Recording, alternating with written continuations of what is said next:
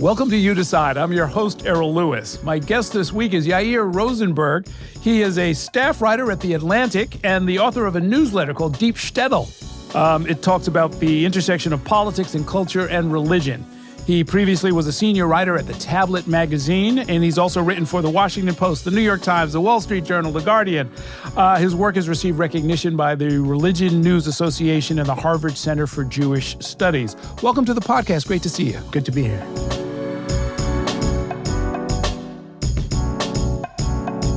We haven't talked in a number of years, but one thing, you're one of the few people I've had on where I purely met you just because I liked the stuff that you were writing. And it was extraordinarily good. And you, I would say, write with sober accuracy about anti-Semitism, meaning somewhat detached, clearly passionate, clearly engaged, but marshaling facts and sort of a cold logic that takes you through it.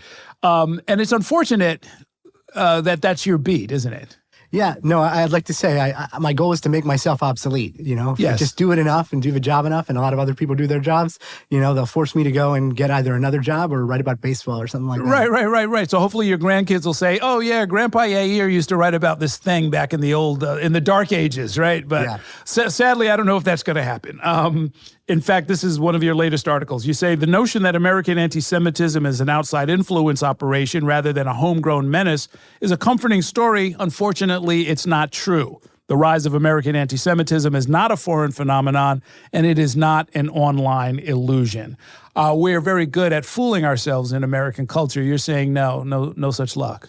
Yeah, that was particularly in reference to this kind of amusing story that took place on X, Elon Musk's platform, where they integrated a feature that said you can now see where all the accounts on X are based. Where are they really from? And it led to some really amusing and eye-opening results, like big MAGA influencer accounts saying, "I'm not sending my tax dollars to fight foreign wars," who are like posting from Pakistan, and people weighing in on American domestic politics who are in India or in Eastern Europe and all sorts of places, attempts to insinuate themselves into American conversation and argument by people who are not. So it was understandable that some people saw some of these accounts and saw that some of them were supporters of like the white nationalist influencer Nick Fuentes and said, well, these are really foreign accounts. They're not really part of our discourse. The whole thing is sort of a house of mirrors. And it's not real. And I wish that were true. Mm-hmm. But covering what I do and watching the trends that I do and seeing the data that I do, I know that this stuff isn't like something that just exists on the internet, and then when you walk into real life, it's not there anymore. Well, I mean, even if you give it some thought, because of the way that they run that platform on X, if you're overseas, you're in Pakistan, Nigeria, wherever you are in the world, if you write some stuff that gets clicks, and the more outrageous, the better, in order to get some attention, you'll get a little bit of money. And that actually might pay off, depending on what country you're in. But it's still the same issue, right? Because you're going to get a lot of clicks if people want to see that kind of content, which is the whole problem. You can't create demand where it doesn't exist. What they're doing is they're exploiting demand to generate revenue and attention. It would be a terrible business model, and they wouldn't be investing in it if there weren't people willing to click it and help them make money off of it. You trace the history of how we got to where we are, and you point to something that people who don't know their history or haven't heard it don't necessarily know. But there's this uncomfortable truth that anti-Semitism was actually common and broadly accepted in the mainstream of American culture right up to and into World War II, right? Yeah, I mean, this is something that I didn't know because it's not my generation. It's something I learned from the books, and going through the history, you discover that, the same people who do polling for us today, like Gallup, were doing polling then. And they polled things like, Germany in 1938 is passing all these laws against Jews, and you had pogroms against Jews like Kristallnacht. And they asked Americans, do you think the persecution of Jews in Europe is, classic pollsters formulation, all their fault, partly their fault, not really their fault, not at all their fault? Majorities of Americans said it was partly or all the Jews' fault. They blamed the victims for their Nazi persecution. And that polls like that repeated. You had attempts to raise refugee camps to bring children to the United States, Jewish children, after Kristallnacht. The bill was so controversial in Congress, it never got to a vote. Roosevelt could read those polls too. And he said, we're a little wary of letting more refugees in, including Jews. They might be Nazi spies, right? He said, under compulsion from the Nazis who are threatening their families, things like that.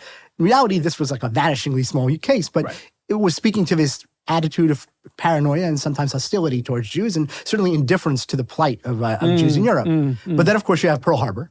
And America ends up going into war in World War II for American national security reasons. And American service members end up liberating several of the Nazi death camps along the way as they defeat the Nazis.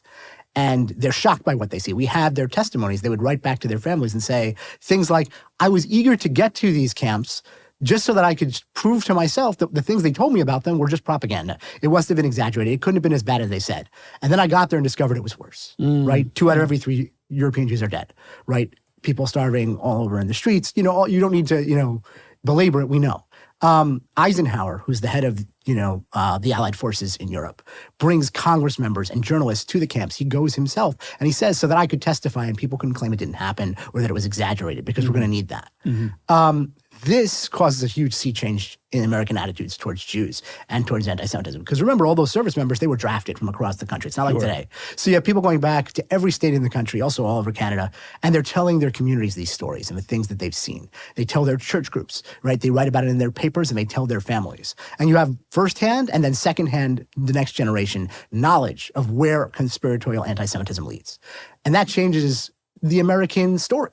It changes the American outlook towards Jews because Americans become the people who defeated the Nazis, the people who fought against anti-Semitism, which in a way made anti-Semitism anti-American for a time. It partly rewrites the narrative of what the war was all about, right? Yes. And so you end up with this totally new American mythos, which has been a wonderful boon to Jewish people, I think, historically exceptional in the history of Jews. Because Jews were treated better than in America before World War II, let's be clear, than pretty much anywhere else in the world, which is why so many came from Europe to be here. That was before World War II. But after, you have this sort of golden age where anti-Semitism becomes so, slowly but surely becomes more and more stigmatized, and Jews are able to integrate more and more into American society, which is a mutually fruitful relationship that has been going on. But the thing that you referenced in the article that I wrote about is how naturally, just the way of the world, right? The generation that witnessed the Holocaust in World War II and that created this new American myth, well, they're passing away. Right? People think of the fading of Holocaust memory of the passing of Jewish survivors of the Holocaust, the passing of the Jewish experience, but it's really the passing of the non-Jewish experience,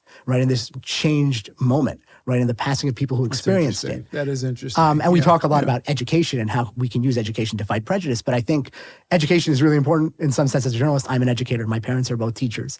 But you can't have only education. You need experience.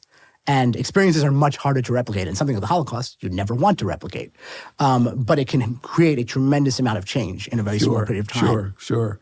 It's interesting. You cite the experience of the service members going back from the camps and bringing eyewitness testimony. Equally powerful, or at least from what I actually gleaned from my parents, who were born in the 30s and were kids in the 40s and 50s as all of this was happening. The Nuremberg trials and the exhaustive sort of factual documentation and the newsreels. It's a very strange kind of side story, but I'll never forget my mother telling me that she was only about 11 or 12 or something when the Nuremberg trials were happening, and you'd see the newsreels. She was a kid. She thought that it was a game show. Wow. Because they had on the headsets for translation, right? Goering and the rest of these guys, and their eyes are darting back and forth, and they're being questioned. Booths. They're being asked questions, and they're like looking around nervously trying to get the right answer. I was like, the ultimate game show. So we have this turning point in the 50s and what you're calling the golden age. And then it reminded me as I was reading it, President Biden used to tell graduating college students that they were the most generous, most tolerant, least prejudiced, best educated generation the nation has ever known. But clearly something has gone wrong. Or was he wrong? So it depends what generation and what are your metrics. But some of the data that we have now on the stuff that we're talking about isn't very encouraging when it comes to anti-Semitism, or at least it's in the wrong direction. So the pollster David Shore, who ran polls for the Kamala Harris presidential campaign, tested the electorate on so many different things and issues. And many of these were just about attitudes toward different groups and not just about political policies. And he had a lot of resources. And one of the things that he asked was, do you have a favorable or unfavorable opinion of Jewish people? Many people might think this is an easy question. 1 in 4 young people said they had an unfavorable opinion of Jewish people. So where would that even come from? So that's where a lot of my thinking and a lot of my reporting is trying to think about what are the things that made a younger generation more susceptible to this than their elders. Because the other thing he found is the older you got, the less likely you would say that. Sure. And again, it's 1 out of 4, right? So there's another 75%. We should remember, majority matters. But it's still, it's quite a shocking number. And there are other surveys that continue to come out that find the same thing, that anti-Semitism is predominantly a generational issue, not really a partisan issue. It's negligible between people's politics. Much more predictive is how old you are, whether you're more susceptible to this stuff. So one of them is what we just discussed, right? The fading of Holocaust memory. If you didn't have this foundational historical experience, it's going to change your outlook towards Jews. That might have been an inoculation that has now worn off. Another is simply that we fundamentally change the way we communicate with each other and understand the world by yoking our public discourse to social media. And the younger you are, the more likely you are to get your information and your worldview from these sorts of platforms. And there are various ways that these platforms advantage, as we discussed, conspiratorial, bigoted, prejudiced sentiments. Right. This is not a new point. I don't want to belabor listeners with all the things they already know. So I'll say 2 things that I've observed, specifically when it comes to anti-Semitism. One is that social media rewards novelty because it's millions and millions of people all talking at once, very often about many of the same things, an election, a disaster, something that just happened in the news. How do you stand out? You have to be unique. You have to be novel. You could be better looking than other people. You could be funnier than other people. Your cat could be cuter than other people's cats, right? Or you could be, as you said, more inflammatory than other people because that will stand out. So Charlie Kirk gets shot. 99.9% of people are saying, that's horrible. I hope his family pulls through. And 0.01% of people are saying, he had it coming. This is great. We need more of it. Who's going to get the attention, both positive and negative, a lot of negative, and will raise it in the algorithm? Those people, which distorts, right, what gets attention and what we're marinating in. So being more extreme, being, more funny, right, all those sorts of things can get you more attention. And obviously you can see how being more extreme can help with anti-Semitism. But the other way you can get attention is, right, having information other people don't have, explaining things they don't have. That's what journalists ideally are doing, right? Something just happened in the world and people want to know why. The bridge collapsed. What happened? Why did it happen? Who was responsible? The thing is, that takes a lot of time, effort, and careful checking. You know what doesn't take time, effort, and careful checking? Making it up, right? And so conspiracy theories predominate on social media because they are much easier to come up with, and fabrications are much easier to come up with than the actual correct answers to real questions. My son is 20, and as he was growing up, and he's a digital native, right? They explained to them early on, for example, you can't cite Wikipedia, and not just because we'll flunk you on the paper, but because it's really not reliable, because everybody can contribute to it, and it might be anything. And they give them a couple of examples of it. They get inoculated. They get it. This generation, I think also because they've been bombarded with ads since before they could talk, literally, they seem to be very savvy about when somebody's, selling them a song and a dance. On the other hand, they seem also in large numbers to be diving into some of these conspiracy theories, which, are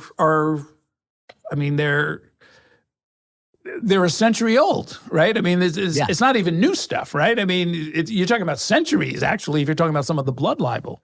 Yeah. And so I think both those 2 things that you just said are true, right? When you look at a 75-25 split, so 25% of young people being more open to anti-Semitic ideas is really bad. And also there's the other 75 who might be looking at this and shrugging it off. Right. But the question is, what kind of damage, right, can be done with 25? What happens to our politics when politicians realize that 25% of people have negative ideas about Jewish people? Do they draw lines, or do they start trying to pander, right, trying to find ways to split the difference, because that's what politicians do, right? And so there can be all sorts of distorting and negative effects that come from a minority that reaches critical mass on any sort of negative thing, which can include, in this case, anti-Semitism. You point out that Nick Fuentes, Candace Owens, Tucker Carlson, and some other young influencers are urging Americans to unlearn the lessons of the past that we've been talking about.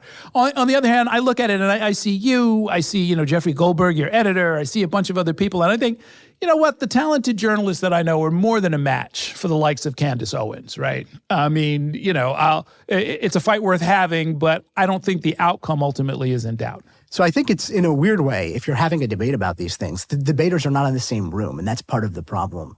And understandably so. In a way, because people are like, well, Candace Owens is a conspiracy theorist who thinks that Brigitte Macron, the first lady of France, was born a man. Some really crazy, horrible things that she just spreads day by day. Many of them about Jews, but many of them about many other things. And so you might think journalists don't need to engage with that, right? We don't need to talk about it. Obviously, from my output, I do engage with it. Because I think a lot of well-meaning people come across that content because they find it entertaining or interesting, or she's talking about a lifestyle or celebrity thing that's interesting to them, meaning Candace Owens, or Tucker Carlson did an interesting news segment on something that appeal to them. And then you can either, if you don't engage with it, you're basically saying, well, maybe they'll come and find my magazine, right? Or they'll find my newspaper. But in practice, as we know, there's a lot of bifurcation in terms of where people are getting their information. And the people reading The Atlantic are not necessarily, you know, finding their information on TikTok, and the people finding their information on TikTok are not necessarily reading The Atlantic. I think people should have more of a balanced diet, and that you can learn from all of these things. And to the extent that balanced diet doesn't exist, sometimes it will become necessary for someone like me, right, to engage in these spaces and hopefully try to give people better answers. Because I want to say one thing, which is, people sometimes stigmatize things as conspiracy theories and then just say, well, that's the end of the story. I don't have to talk about it further. But the thing about conspiracy theories is that they're often just bad answers to pretty good questions. Yes. You know, who did 9/11 and why? Kind of a really important question. Why did the stock market crash? A really important question. But if you, like Tucker Carlson and Candace Owens and some of these characters and other people throughout history, blame these types of things on Jewish people and you start chasing around imaginary Jewish culprits, you will never prevent the next one because you will never understand why it happened. Right. And so the goal can't just be to dismiss the whole conversation. It's to say, these people are leading you down a blind alley that will disempower you. I can empower you with better information that will be more predictive and help you make better decisions as like a democratic citizen. Perfect example of what I'm talking about. This is why you're here, right? Why I think, again, you're going to be more than a match for anything these people can throw out there. But I think you raise a good point. We're simpatico on this. There's some, sort of some gutter level bigots out there who put a lot of garbage out there, and I engage from time to time, at least to the point of pointing out to people like, this guy is full of crap. This is garbage. This is wrong. This is not something that we should just tolerate. It cheapens the whole culture and so forth and so on. Not everybody likes to do that. It's easier to just kind of let it slide. But it's like, no, we're not going to let it slide. We got to talk about this stuff. How did you get into this business? When did you decide to become a journalist? Yeah, so, sort of by accident, like many careers, I didn't intend to be a journalist. I was the movies editor of my college paper because, the editor-in-chief on the paper has all the power and the movies editor has all the fun, right? And so I knew what I wanted. And I really enjoyed doing that. I had no particular qualifications, but it was a lot of fun. I always thought I'll write on the side about things that interest me and I'll go do something else. I didn't, which was vaguely defined. But as I was like coming out of college, I was reading, journalism on things that I cared about. Could be religious communities, especially minority religious communities in America. It could have been antisemitism. It could have been the Middle East. And I felt that it wasn't really getting it right. And if you're a Jewish person and you find that something is not quite right, you have two options. You can kvetch, or you can try to do it better yourself. And so, kvetching would be like a letter to the editor, an internet comment. And I was like, this doesn't feel like it's going to do anything. And also, you should put your money where your mouth is. If you really think that you can do a better job, you should try to show it. And what was nice I found about the journalistic profession was that if you could explain something that other people hadn't explained as well, or you could, give people information they didn't have before, they were happy to publish that, and they were happy to, have that in their pages. And so I started, writing for this or that place on this or that thing that occurred to me that editors were happy to publish.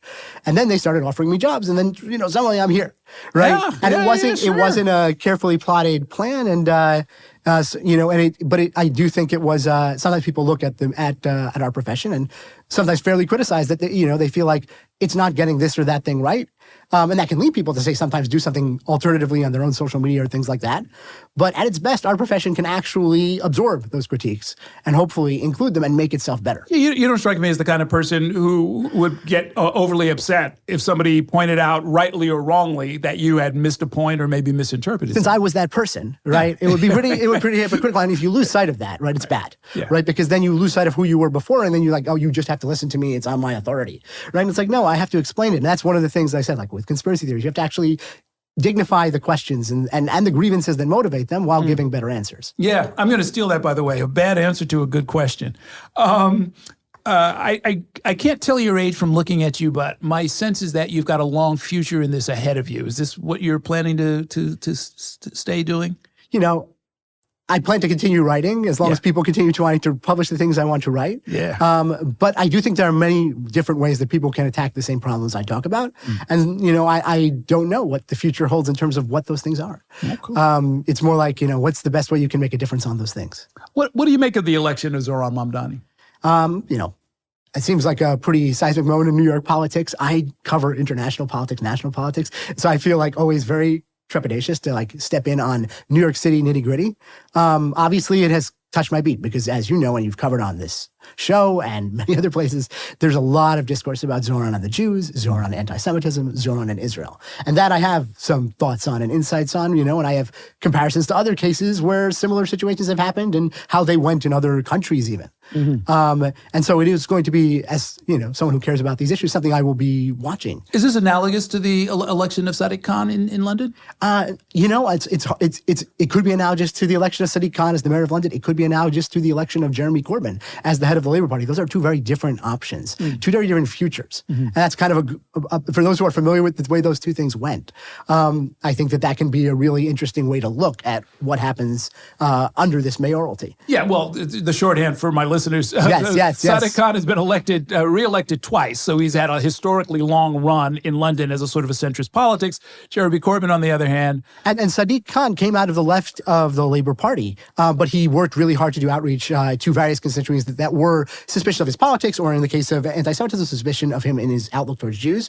And to this point, he gets attacked, you know, he gets criticized by people, you know, on the Israel stuff, whatever, but he gets also a lot of criticism from people who think that he's some tool of the Jews, right? So if you're getting enough anti-Semitic attacks, you've done something right, right?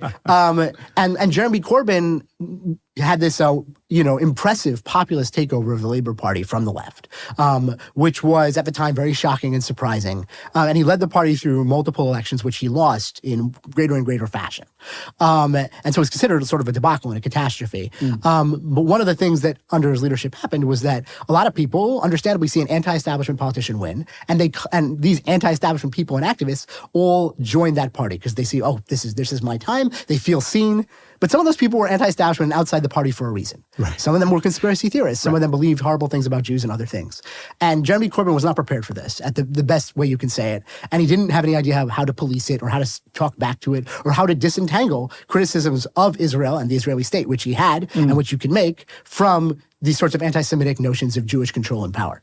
Right. And that dogged his entire time as leader of the party and created all sorts of scandals internally and wasn't the reason he lost. He lost because, you know, he didn't have a good answer to Brexit, right? Boris Johnson was a more effective populist politician, all these other things, but it was a big problem. And I'm sure, you know, I have never spoken to Zohran, but I have a suspicion, right, as someone with an international outlook, someone who is very involved in broader leftist politics, that they're aware of that precedent as well, right? And they would not, you know, repeat it. Well, you know, he certainly wants to succeed. But, well, you know what? Let me ask you about the part of it that I know you have great familiarity with is I thought he was making some inroads with Jewish voters. Yeah. And when the numbers were counted, though, I think he got like 30% of the Jewish vote. His guy says maybe a little bit more. But that's still a pretty serious message that's being sent to him.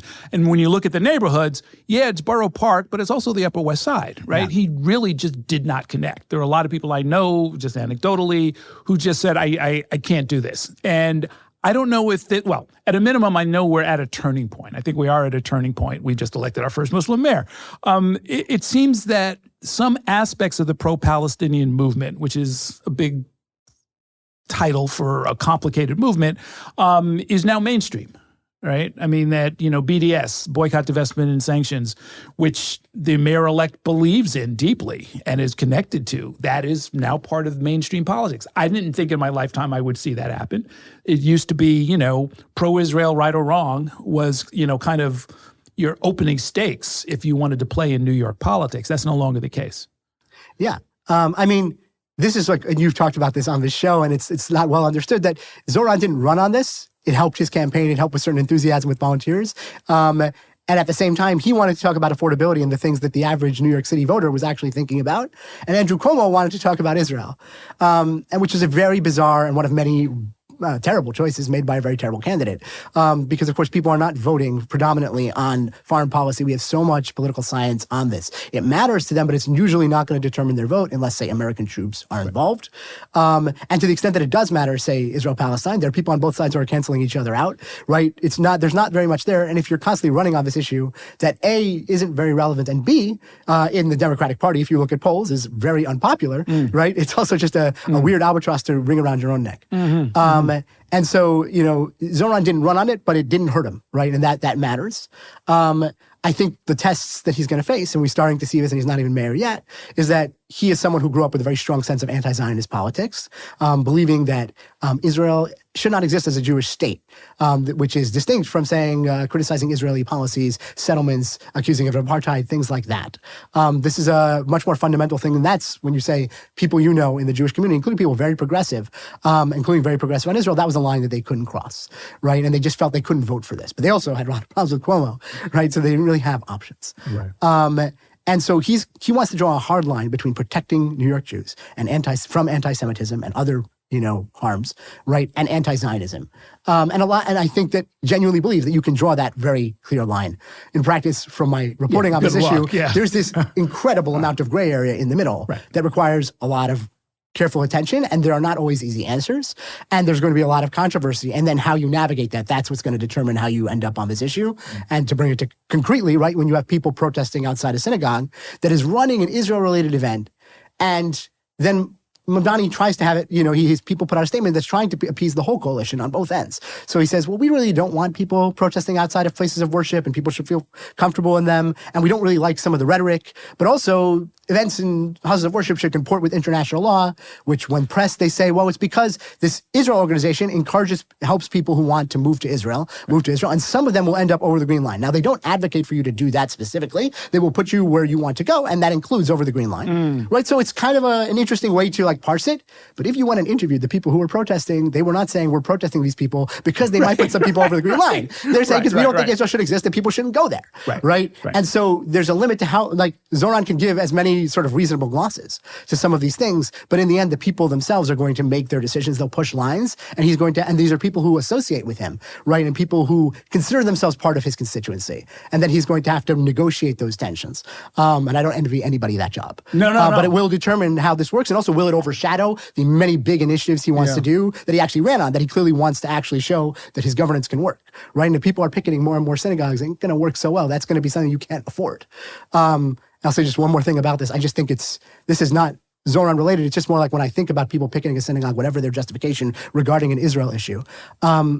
If your problem is that there are, that Israel exists and that people are going to Israel, I would, and I know no one's asking me for strategic advice, I would not protest outside synagogues, because the message you are sending is, we should get out of here. We are not wanted. No, that's right. You should be saying, we love you, we want you to stay. Right? And you don't need to go, and you are part of this city and this community. And the fact that people don't realize that there's a tremendous disconnect between what they're doing and the message it's sending suggests that it may be about them and certain grievances rather than particularly about goals. Of course. No, you're right. If you go to the consulate, like everybody does at one time or another in New York, right, and say, I don't like what this country is doing over this, that, and the other, okay, that's within the framework of how we normally do stuff here. But go to a house of worship and say, this isn't anti-Jewish, but it's the only reason for the building is... And those sorts of, and this gets back to how do we talk about these things in a way that, rather than labeling them or whatever, just trying to understand, unpack the contradictions and explain to people why they're not great.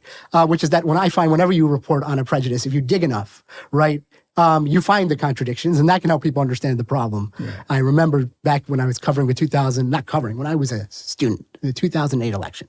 It's the one before I started covering them, presidential election. And Barack Obama is running, and I'm having a conversation with one of my yeshivish cousins, black hat community. Now, this is not someone who is at all, immersed or expert in American politics, but he had a question for me because he said, I'm told that we should be worried about this Barack Obama guy because he's a secret Muslim. But I was also told we should be really worried about him because he has this anti-American pastor, Jeremiah Wright, for those who remember this controversy in Jeremiah Wright's sermons in Chicago that went viral and Obama had to speak about. And I said, but I don't understand. If he's a secret Muslim, why should I care about this pastor, the Christian pastor? And if I care about his pastor, well, obviously he's not a secret Muslim. I said he wasn't an expert at all in politics, but he was an expert in the Talmud and he could see a contradiction when he saw it. And I said to him, you are correct. What is actually going on here is prejudice. People have already prejudged the outcome. They don't like this person, and they will take whatever vehicle that gets them there, even when these things contradict. And this is an insight that has served me well in covering many different kinds of prejudice and bigotry and irrational behavior in politics, if you realize that sometimes it's actually ends motivated and sometimes it's about an emotional or irrational grievance that can tell you something. Well, I mean, this is what goes on with Mamdani, right? I mean, I would point this out, not in a Talmudic fashion, but, it was kind of like they're saying, well, none of these things can be done. It's completely unrealistic. It's pie in the sky, right? And then they would also say that he's going to, change our way of life and, and destroy the market. And I'm like, you can only pick one. Yeah, right. It can't be both, or it can't be both at the same time, and it never really made sense, and it never The answer really is I don't want him to be mayor, and I will take any tool that gets me there. Right, and once you see that, you're like, okay, I see what's going on. Well, now, a lot of the tools were so flagrantly in a vulgar way, anti-Muslim, in a way that actually kind of surprised me. And I wrote something about it just recently and was surprised by the reaction to it, because this is people who under their real name with their real affiliation on it were saying there's no such thing as Islamophobia. It's all made up. It's a hoax. Errol Lewis is anti-Semitic and all of this kind of stuff. Just because I pointed out, I was like, one group looked at this and there were thousands and thousands of messages, many of which we saw anecdotally and reported on, so it was real, that, you stamp the word jihad on the face of the candidate. Yeah.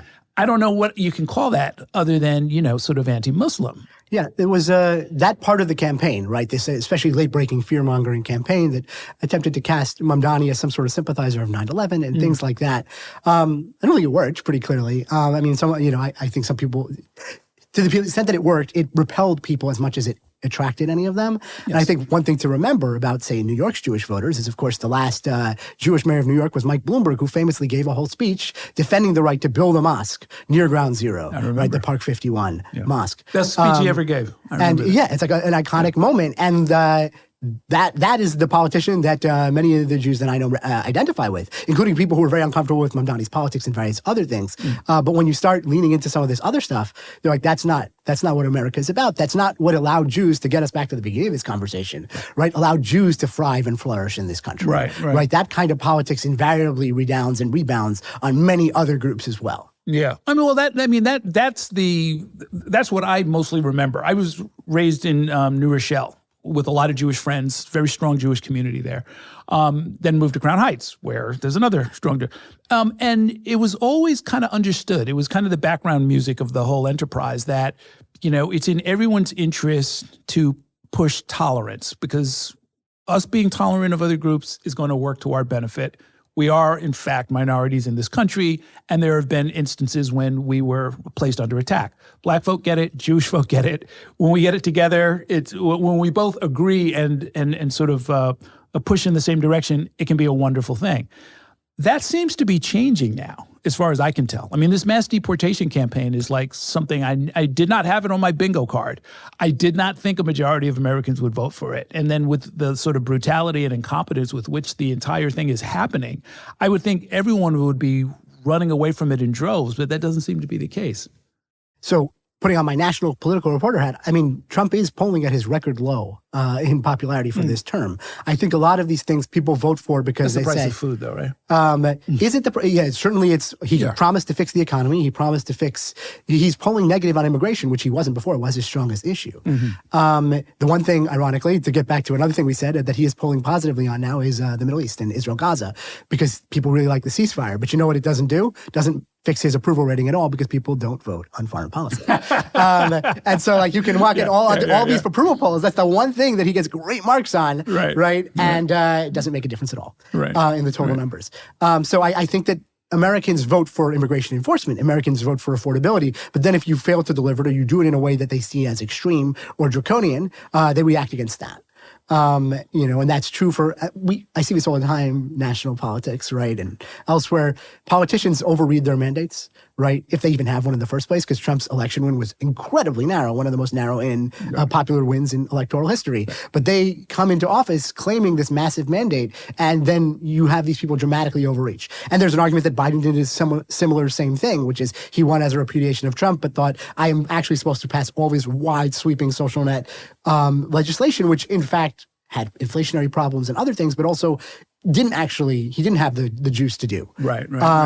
And so, when I look at this, I see sort of the public reacting against it. And certainly when we're looking at these special elections and things that are happening, you're starting to see that play out electorally. This one we saw in Tennessee last night, where the Democrats had this huge swing in a very red district that they never shouldn't have been competitive in the first place. Exactly right. A lot of the anger at Israel, at Zionism. You haven't written this column yet, or if you have, I haven't seen it. But I'm interpreting from what I know about your writing that this may end up being one more sin to lay at the feet of Benjamin Netanyahu, right? I mean, a lot of the politics of Israel in America at this point is the result of choices made by the guy who's been running Israel for, almost 2 decades in different ways. And so there's a tremendous, but it's not like, Netanyahu is the sole reason. But I have written a lot of columns about the downstream effects of the choices he made. I just did another one, which talks about how just this week he asked for a pardon. He asked for a pardon, from his corruption case. Remarkable. This is remarkable. It's a remarkably brazen thing to do. Yeah. And he did it in the name of national healing, right? Because he's like, we can't have this trial. It's tearing the country apart. So you got to let me off. And we'll see if he gets it, because, he can credibly say, I'm stoking the flames and I will keep stoking the flames until you just turn this thing off. Right. But the thing is, he's only able to browbeat for a pardon. He's only able to even create the question because he's in charge and he's in power, and it matters whether the country is tearing itself apart over his trial. If he was a private citizen and he wasn't in power and he was on trial, then it would be a thing that was happening on the side. And he knows this. And so he's made a tremendous number of compromises and decisions to keep himself in power, which played out in the war in Gaza, but it played out domestically in Israel on all sorts of policy fronts, where there are these narrow, extreme constituencies that are willing to support him and keep him in office as long as he gives them basically whatever they want. These are often things that 70% of Israelis say they don't want.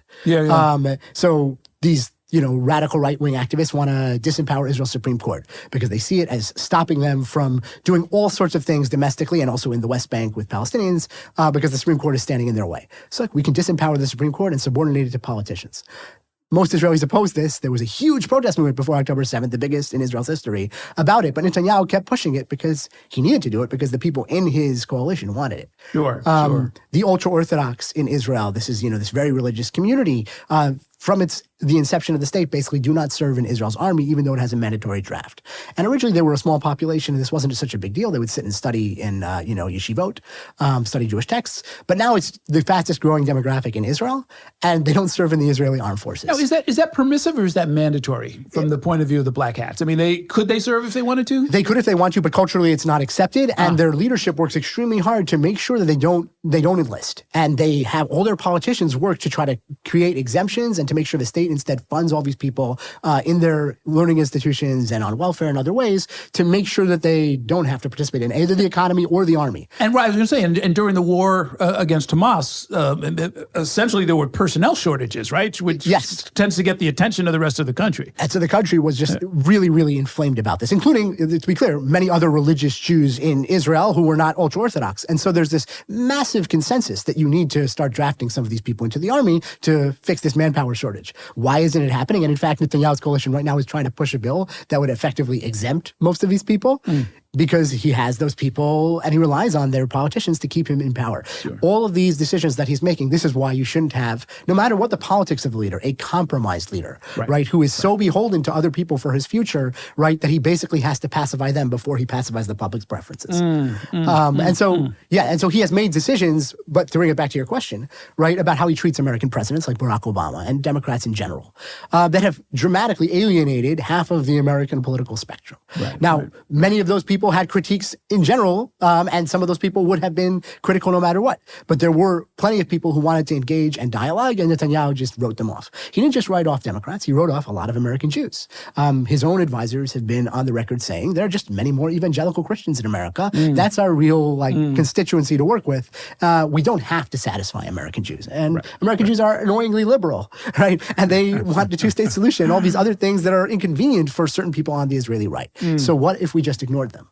The problem, though, bringing us back to things we discussed earlier, is that what happens when you put all your marbles in the basket of, say, a Donald Trump or a right-wing coalition in America that then starts becoming more anti-Semitic for the various forces that we discussed. And the Tucker Carlsons and all of that sort of stuff. Then suddenly, who exactly is on your team? Right. Was that actually a smart decision? Or was that an expedient one that you did because you got some short-term gains, but lots of long-term pain? My great fear, and we'll end on this, is that much of this is going to be laid at the front door of City Hall, which is dramatically ill-equipped to deal with this breadth and depth of cultural and political problem. Listen, thanks so much for coming by. No, my pleasure and my privilege. Thank you. If you want to keep up with what's happening in New York politics and hear more conversations with the people shaping the future of New York and beyond, subscribe to our channel. And let Spectrum News be your resource for balanced, in-depth political coverage, elections, and issues that matter to you.